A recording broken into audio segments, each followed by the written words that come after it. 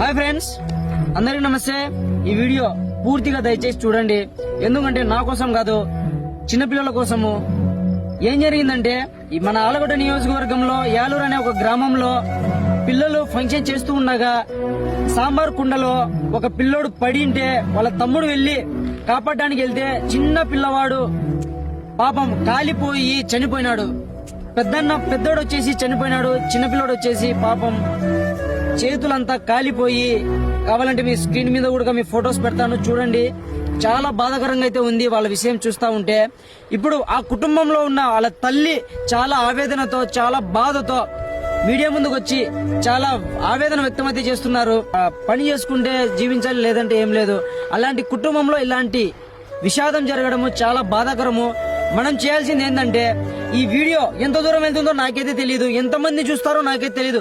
చూసిన ప్రతి ఒక్కరు దయచేసి షేర్ చేయండి. షేర్ తో పాటు మనం ప్రతి ఒక్కరు, మన ఫోన్ పే ఉంటుంది ప్రతి ఒక్కరికి, ఈ కింద నెంబర్ ఇస్తానే శివుడు అనే ఒక నెంబర్ వస్తుంది.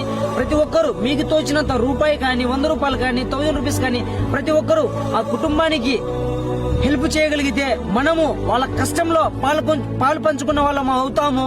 ప్రతి ఒక్కరు దయచేసి ఆ పిల్లవాడికి సర్జరీ చేయించుకోవడానికి 5 లక్షలు అయితే అమౌంట్ అయితే అవసరం అవుతుందంట.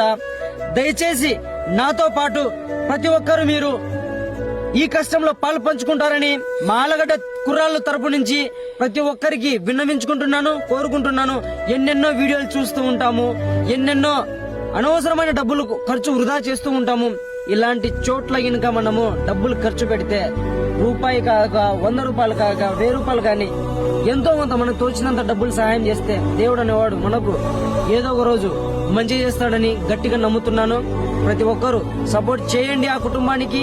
ఆ పిల్లవాడిని చూస్తా ఉంటే చాలా బాధ అయితే కలుగుతుంది, చాలా ఆవేదన అయితే కలుగుతుంది నాకు.